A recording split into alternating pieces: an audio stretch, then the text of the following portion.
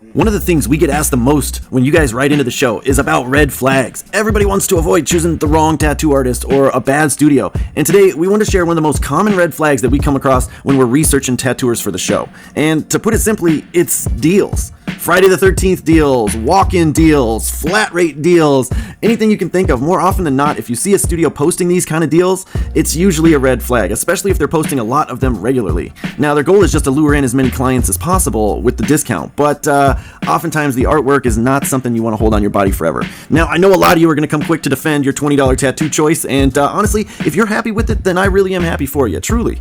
But for the rest of us that are seeking out quality, skilled tattoo work, I would recommend avoiding most of these studios that offer deals like this all the time, or at least doing a deep dive and researching the portfolios very closely. And if you think I came without any receipts, well, you're wrong. Stick around for this one.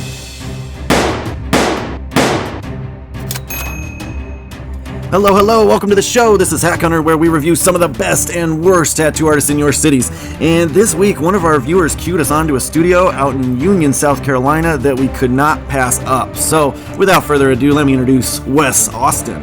Now, you can find him as the owner of Ink Therapy Tattoo Company, right there on Instagram, Ink Therapy Tattoo Company, LLC, all one word. If you want to see his work, Mr_Ink Therapy on Instagram. Now, guys, I scrolled to the very, very bottom of his Instagram, and the very first post that I saw was from 2021. And now the shocking thing about that is that his studio opened in 2022. So this is an artist that, if you ask me, maybe jump the gun a little. I'll let you guys judge for yourself. Let me show you what I found.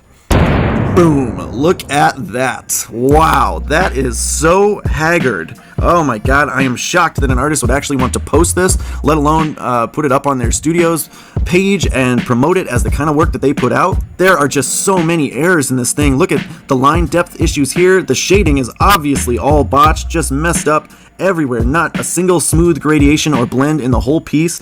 Just kind of mind-blowing to me that an artist with this caliber skill level was so quick to open a studio and think that they should charge the public full price for their work.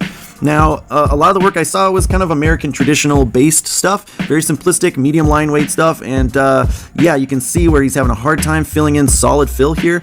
You can see the shading is really kind of scratchy and patchy all over the place, no real light source or anything, and a lot of line errors, just weird, uneven lines all the way around. Just really kind of shocking to me that this quality of work is put out there and that people are going to them and paying them full price for it. Here's another one. He posted a couple times on his Instagram. Again, just errors everywhere. Look how thin this line gets. This line overlaps there but doesn't connect here. You could tell he was trying to fix these raindrops because part of it is thicker than the other parts there. So I just seen so many errors, especially when we talk about this blending. Now, blending is one of the application techniques that you will learn in an apprenticeship pretty early on. Look how this medium or dark blends right to a light gray. And there's no gradation here. It just goes right from it to the light gray. Now, that shows me one of two things. Either he has no idea how to smoothly blend gray wash, or he's just too lazy to do it properly. Either way, it's just shocking to see for me. Here's another one that at first glance I thought was alright until I zoomed in on the eyes there. You can see there's a lot of blowout there, way too heavy. And then he did something here on the face. You can see how the line weight changes. It goes from really thick to really thin. Now, something that I see a lot of self-taught artists do wrong is they'll treat tattooing like they're drawing with a pencil. And you know, when you're drawing with the pencil, if you want the line to be bolder, you just push a little bit harder, right? And if you want it to be a nice thinner wisp of a line, then you would just go a little shallower. Well, with tattooing, you can't do that. That's what he did here. The line gets a little bit thinner and fainter, and it might look all right, but the reality is, when tattooing, all needle punctures need to hit the proper depth.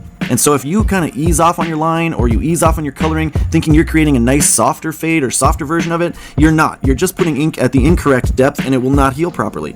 And yeah, so we're also seeing a lot of this kind of white edging here.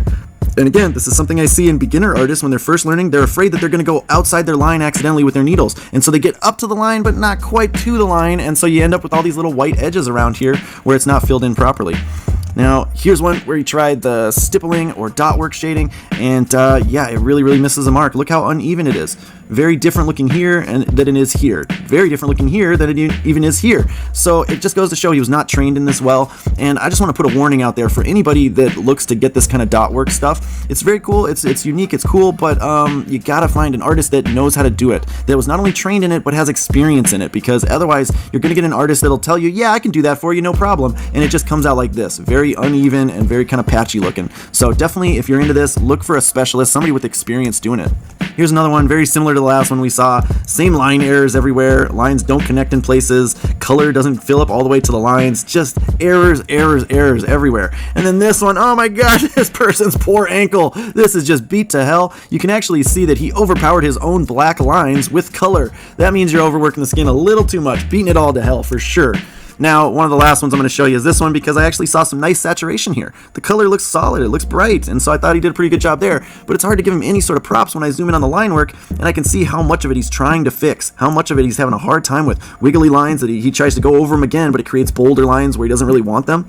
And then, yeah, all the small detail gets very, very blurry and scratchy and shaky. And so, yeah, again, I see this kind of thing, and it's like it's hard to give you any props when you shouldn't have been opening your own studio when you should have been focusing on improving your artwork. And now, instead of slowly improving over time, getting better and better, figuring it out, working with a mentor, now you're just going to be practicing on your clients. They're going to be paying you full price for garbage work until you finally figure it out. But in the meantime, you're going to be distracted by bills and paying the rent and insurance and licensing and worrying about your workers, and there's just going to be so much going on that you're not going to improve your artwork because you're going to be so distracted.